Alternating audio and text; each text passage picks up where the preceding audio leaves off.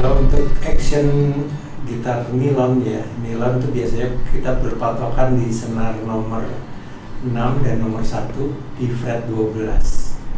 Di fret 12 senar 6 itu biasanya sekitar 4 mili ya.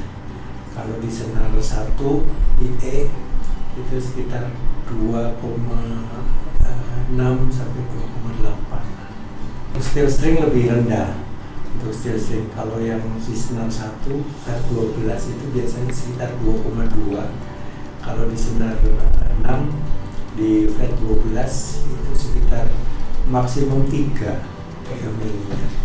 Kalau untuk dari sisi resonansi ya, kalau terlalu rendah biasanya kita juga kurang nyaman pakainya karena biasanya timbul gasing. Tapi kalau nggak rendah, nggak nyaman juga pada saat kita mencet. Jadi kita mesti setting antara yang tadi itu angka tadi dan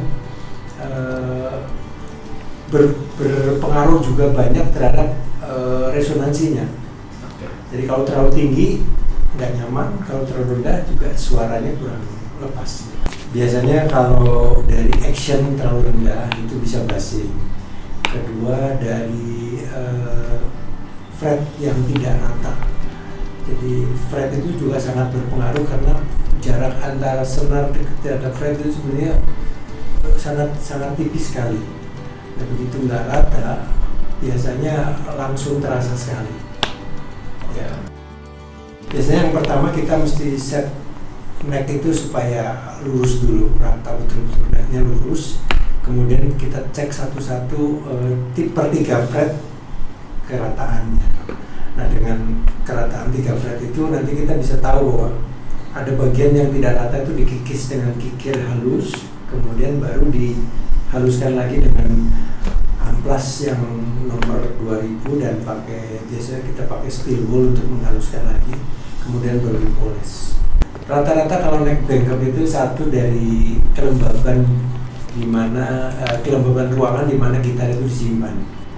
Bisa karena terlalu lembab, bisa juga terlalu kering.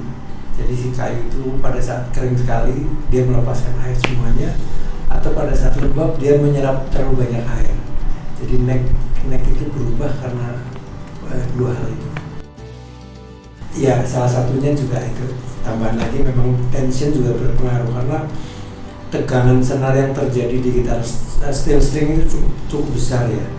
Jadi kalau konstruksi dari necknya juga kurang baik ataupun dia punya kayu karakternya kurang baik secara mechanical properties, itu biasanya juga problem bengkok. Sebenarnya memang lebih baik dilonggarkan kalau dalam jangka waktu lama tidak dipakai ya, karena biasanya kan kalau kita simpan itu ada perubahan tadi kayak kelembaban lingkungan, sedangkan dia menerima beban yang statis, jadi cukup riskan kalau hanya disimpan tapi di tegangan tinggi, cukup riskan sebenarnya. Jadi lebih baik dikendalikan, lebih aman. Jadi problem neck biasanya ada 3 yang sering itu. Satu up bowing, yaitu dia melengkung ke atas, kemudian ada back bowing melengkung ke belakang, dan satu lagi twisting, dia melintir. Nah, kalau melintir itu problemnya cukup berat, jadi agak sulit dibetulkan. Tapi untuk up bowing dan back bowing masih lebih mudah dibetulkan. Biasanya dari urat kayu yang dipilih pada saat kita bikin neck itu kurang tepat, jadi dia tidak quarter sound, itu bisa bikin twisting.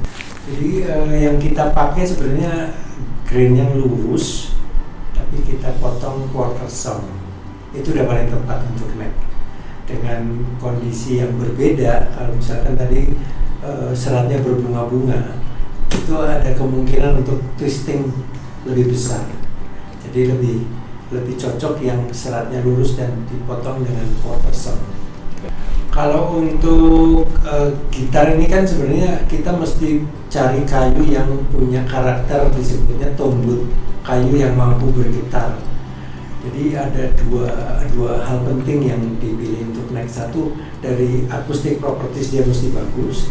Kedua, dari mechanical properties juga dia harus bagus supaya kuat menahan beban dari senar. Nah, Kalau ada kayu yang kita pilih akustik propertiesnya tidak bagus, tapi kita pilih dari sisi mechanical propertiesnya bagus, itu juga kurang tepat karena nanti ada peredaman di dalam proses vibrasi senar itu.